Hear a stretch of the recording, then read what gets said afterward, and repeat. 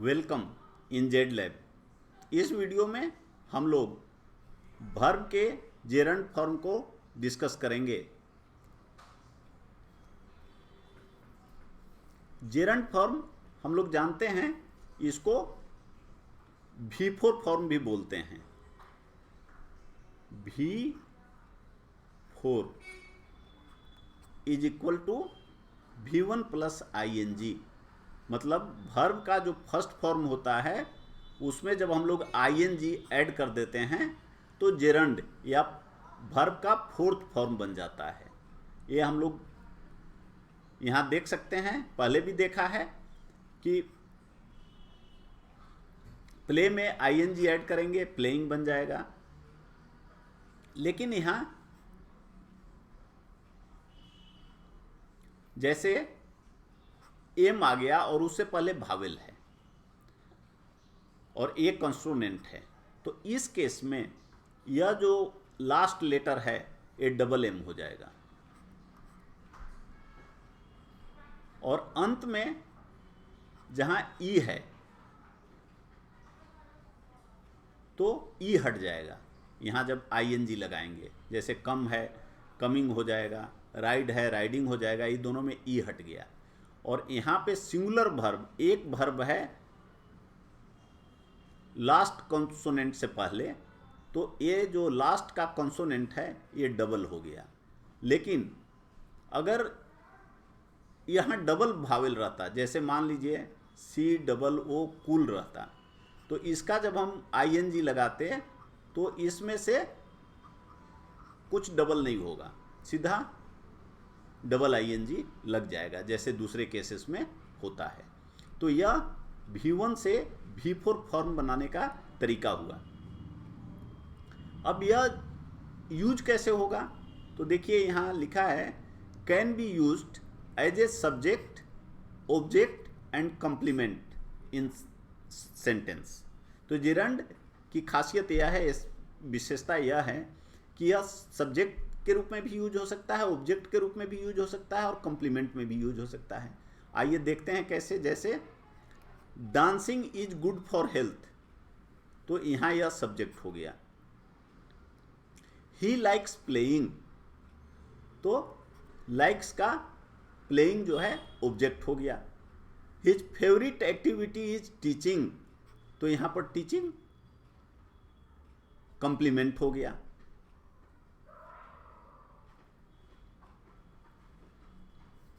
अब जेरंड का बहुत यूज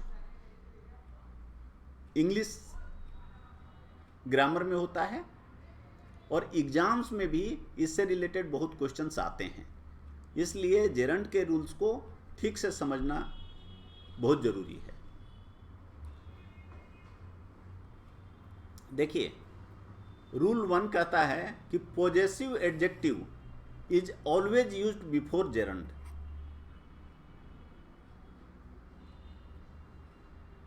और पॉजेसिव एडजेक्टिव किसको कहते हैं? जैसे हम लोगों ने देखा है, हम लोग जानते हैं कि पॉजेसिव का क्या मतलब होता है। पॉजेसिव का मतलब होता है ये ऑनरशिप दिखाता है। हम पॉजेस करते हैं, मतलब हमारे पास कुछ है। तो पॉजेसिव जो होता है वो ऑनरशिप दिखाता है। तो जैसे अभी मान लीजिए कोई ऑनर है, कोई आदमी है या कोई लड़का है,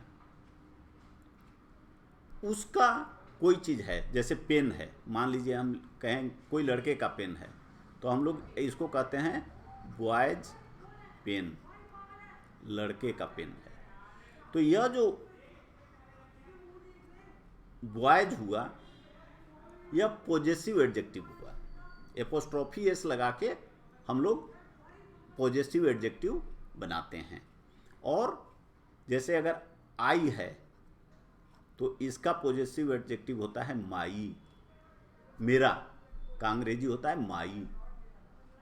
मेरा पेन है तो माई पेन। अगर हम लोगों का है तो इसका वी का होता है आवर, OUR, आर। अगर उसका यू है तो तुम्हारा, इसका होता है अंग्रेजी योर। उसी तरह उनका है तो दे का देयर। तो ये सब ये जो हैं, इसको हम लोग पॉजेसिव एडजेक्टिव बोलते हैं। तो जब भी कोई भी सेंटेंस में यह जेरंड आता है तो उससे पहले सब्जेक्ट का पॉजेसिव केस यूज होगा। जैसे father dislikes your coming late, तो यहां देखिए योर और कमिंग जेरंड है, तो इससे पहले जो यूज होगा वह पॉजेसिव एडजेक्टिव होगा। यू तुम्हारा तो योर होगा। अब जैसे एग्जाम में कभी आपको आइडेंटिफाई करने के लिए कि एरर को ढूंढिए कौन पार्ट में गलती है, फादर्स डिसलाइक्स योर, यहां पे यू लिख देगा कि यू कमिंग लेट, तो यू नहीं होगा, गलती होगा, यहां पे योर होगा। आई was sure of her marrying Mahesh, ये जेरंड है तो यहां जो यूज होगा वह पॉजेसिव एडजेक्टिव होगा। तो आई वॉज श्योर, मैं श्योर था कि वो महेश से शादी करेगी या उसकी शादी महेश से होगी। तो I was sure of her marrying Mahesh, तो ऐसा नहीं I was sure of she marrying Mahesh. Please excuse their leaving early, ये जेरंड है तो ये पॉजेसिव केस होगा, या देयर। ये हमने ऑलरेडी देख लिया।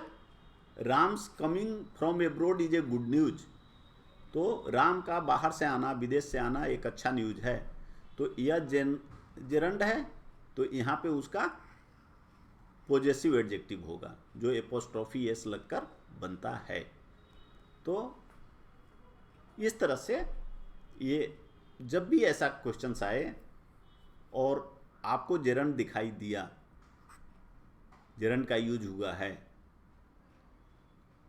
उसके पहले जो प्रोनाउन है वो देखिए कि पॉजेसिव फॉर्म में है कि नहीं है, इसको पॉजेसिव एडजेक्टिव बोलते हैं। जैसे हमने कहा कि फादर डिसलाइक्स, यहाँ यू कमिंग लेट, तो यू के जगह पे आपका योर होगा।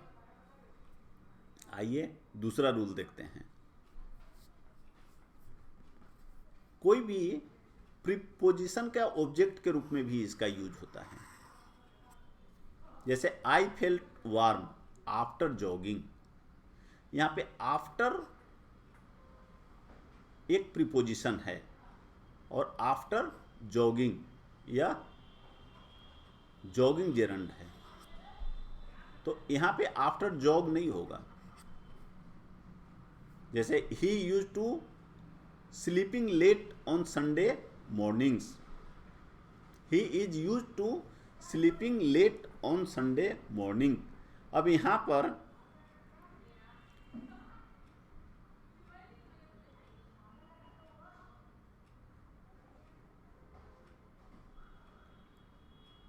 स्लीपिंग के पहले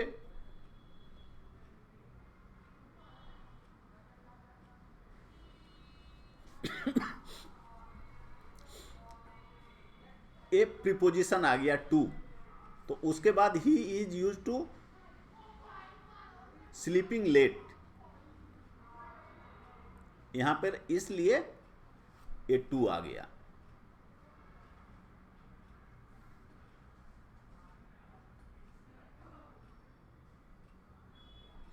the boy is good at escaping the practical classes,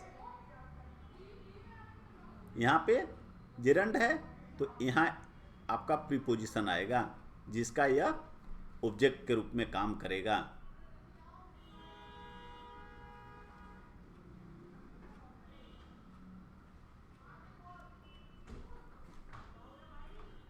rule 3 देखिए, gerund must be used after certain first verbs. कोई भी सेंटेंस में अगर दो वर्ब आ रहे हैं और फर्स्ट वर्ब देखिए ये सब हैं जो यहाँ पे इनलिस्ट किया हुआ है, ये देखिए अल्फ़ाबेटिकली अरेंज किया हुआ है, जैसे अप्रिसिएट, एवॉइड, एडमिट, एक्नॉलेज। आप जानते हैं अप्रिसिएट का मतलब बड़ाई करना, प्रशंसा करना, उसी तरह से ये सब वर्ड्स लिखे हुए हैं। तो ये सब वर्ड्स आने के बाद अगर सेंटेंस में ये वर्ड्स फर्स्ट वर्ब के रूप में हैं तो इनके बाद जो वर्ब आएगा वो जेरंड होगा, ये रूल है। जैसे देखिए ही डिसलाइक्स, तो ये फर्स्ट फॉर्म हो गया। अब फर्स्ट फॉर्म के बाद यहाँ देखिए ये आपका इसमें डिसलाइक है, और ये जो वर्ब हैं ये कोई ज़रूरी नहीं है कि ये V1 के फॉर्म में, ये सब यहाँ जो लिखे हुए हैं ये आप जानते हैं कि ये V1 फॉर्म में लिखे हुए हैं। कोई भी वर्ब को जब हम लोग लिखते हैं तो V1 फॉर्म में लिखते हैं कहीं भी उसके बारे में चर्चा करने के लिए, अनलेस कि उसका सेंटेंस में यूज कर रहे हैं।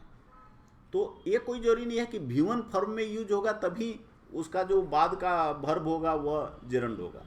किसी भी फॉर्म में V1 to V4 में अगर ये सब वर्ड, ये सब वर्ब यूज होते हैं तो उसके बाद का जो सेकेंड वर्ब होगा वो जेरंड होगा। जैसे यहाँ देखिए ही डिसलाइक्स, यह आप जानते हैं कि यह फॉर्म है V5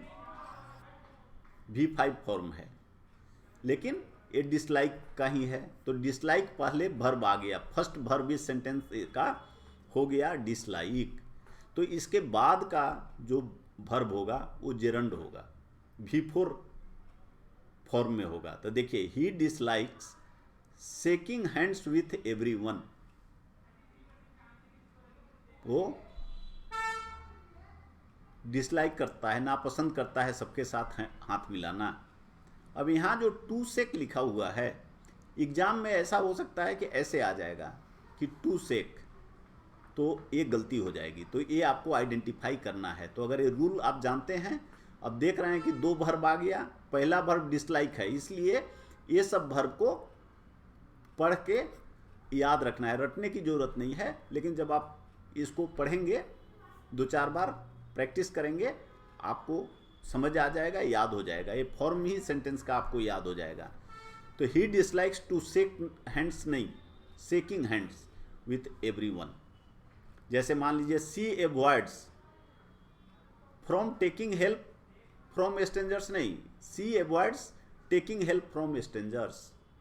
ही इवेड्स मतलब एवॉइड करना, he evades paying telephone bills, तो ये सब जो है ये नहीं आएगा, फ्रॉम नहीं आएगा। Don't keep standing in the classroom, तो ये देखिए कीप भी यहाँ पे आ रहा है, ये देखिए यहाँ पे आ रहा है कीप, तो इसका मतलब ये डोंट लगाने से भी नहीं, किसी भी फॉर्म में कीप पहले आ गया तो उसके बाद जेरंड आएगा, तो स्टैंडिंग आ गया in the classroom. Are you considering joining another school, क्या आप दूसरा स्कूल ज्वाइन करने के बारे में सोच रहे हो, कंसीडर कर रहे हो, तो ये देखिए कंसीडर यहाँ पे आपका है। तो यह क्वेश्चन जो है यह निगेटिव सेंटेंस हो गया, यह इंट्रोगेटिव हो गया, क्वेश्चन का हो गया। फिर भी ये पहला रूल कहता है कि यह फर्स्ट है, तो इसलिए इसके बाद जो वर्ब आएगा वह जेरंड होगा, फॉर्म V4 फॉर्म में होगा। तो इस तरह से ये बहुत इंपॉर्टेंट है और प्रायः ऐसे क्वेश्चंस एग्जाम में पूछे जाते हैं। यह रूल 4 है, ये कह रहा है कि some of the phrasal verb phrases except only gerunds, ये सब जो हैं इनके बाद केवल जेरंड ही आएगा और कोई वर्ब का दूसरा फॉर्म नहीं आएगा। यहां देखिए है फ्रेजल वर्ब और वर्ब फ्रेज। फ्रेजल वर्ब का मतलब होता है कि जैसे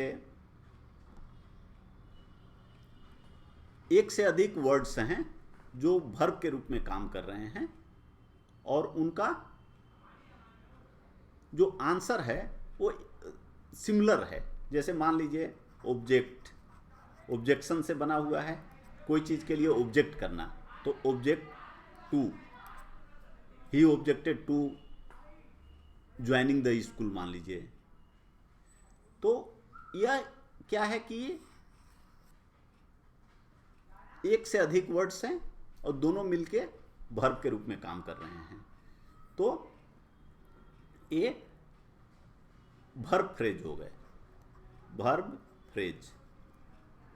अब दूसरा है कि फ्रेजल वर्ब। ये कहने का मतलब होता है कि वो यहां भी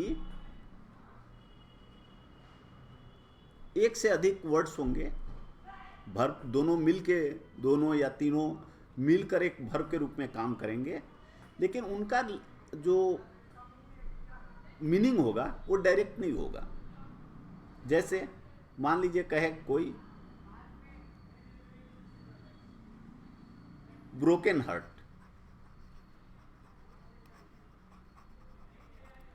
तो ब्रोकन हार्ट अगर ये दोनों मिलके काम करें तो इसका मतलब ये नहीं है कि उसका हार्ट टूट गया है, मतलब होता है उसका दिल टूट गया, मतलब वो उसका संबंध उससे खराब हो गया, अब उसको उस पर विश्वास करना मुश्किल होगा।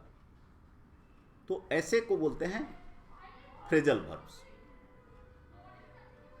तो ऐसे ये सब जितने भी हैं, ये सब के बाद हमेशा जेरंड यूज होगा। जैसे देखिए, आई गेव अप स्मोकिंग, हमने स्मोकिंग छोड़ दिया, तो यहाँ गिव अप है, इसका मतलब होता है छोड़ना। तो इसके बाद आई गेव अप स्मोक नहीं होगा, I gave up smoking. I am look forward meeting you soon, actually am नहीं होगा, I look forward meeting you soon. तो ये लुक फॉरवर्ड है, उसके बाद जेरंड मीटिंग ही आएगा, I look forward meet you soon नहीं होगा। तो एग्जाम्स में ऐसे पूछते हैं, यहाँ पे लिख देंगे I look forward meet you soon. तो अगर आप इन नियम को जानते हैं, रूल को जानते हैं, और आपको ये पता है कि इनके बाद हमेशा केवल जेरंड आएगा, तो यहाँ आप तुरंत कह देंगे कि ये मीट नहीं होकर मीटिंग होगा। तो इस तरह से ये बहुत इंपॉर्टेंट रूल है। और यहाँ ये एम नहीं होगा, ये एम गलती से लिखा गया है, ये एम नहीं होगा। Fifth rule, certain phrases are always followed by gerund. अब ये सब जो फ्रेज हैं, ये सब फ्रेज के बाद हमेशा जेरंड आएगा। तो देखिए,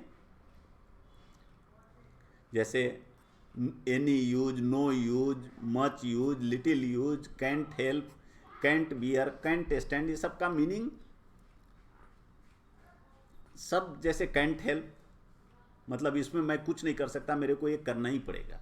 कैंट हेल्प का मतलब यह हुआ कि अगर कहीं पे कोई कहता है आई कैंट हेल्प, का मतलब है कि वो मजबूर है, वो अगर जानता भी है कि ये करना हमारे लिए ठीक नहीं है, फिर भी उसको करना पड़ेगा, विवश है। कैंट बियर, बियर मतलब सहना होता है कि मैं ऐसा चीज़ सह नहीं सकता। और कैंट स्टैंड का मतलब भी वही चीज़ होता है कि ऐसे चीज़ों को मैं बर्दाश्त नहीं कर सकता। बियर का भी मतलब वही होता है। लेकिन ये दोनों में फ़र्क यह है कि यह बताता है साइमल्टेनियसली और यह बताता है नेचर। जैसे आई कैंट स्टैंड स्मोकिंग, तो कहने का मतलब है कि मैं स्मोकिंग बर्दाश्त नहीं कर सकता। और अगर कोई कहता है आई कैंट बियर स्मोकिंग, तो मतलब कोई ऐसा सर्कमस्टांसेस है जिस समय, या कुड नॉट बियर स्मोकिंग का मतलब है कि वो पार्टिकुलर समय पे कुछ ऐसा हो गया कि वो उसको बर्दाश्त नहीं कर पाया। अब एनी यूज, ये उसी का पास्ट टेंस है, ये देख रहे हैं तीनों। और एनी यूज मतलब कोई यूज का नहीं है, much use, little use, hardly any use का है, नो गुड, उसमें कोई अच्छाई नहीं है। जैसे it is no use crying over broken glass, अगर ग्लास टूट गया उसके ऊपर क्राई करने का कोई यूज नहीं है। आई कैंट हेल्प स्मोकिंग, मैं स्मोकिंग के बिना नहीं रह सकता। आई कैंट हेल्प स्मोकिंग का मतलब है कि हम स्मोकिंग हमें करना ही पड़ेगा। आई कैंट बियर स्मोकिंग, वो अभी हमने डिस्कस कर दिया। आई कैंट स्टैंड स्मोकिंग, ये दोनों कि मैं बर्दाश्त नहीं कर सकता। यहाँ है कि मेरे को करना ही पड़ेगा, बेशक हमें पता है कि smoking is not good for health. Thanks, good luck.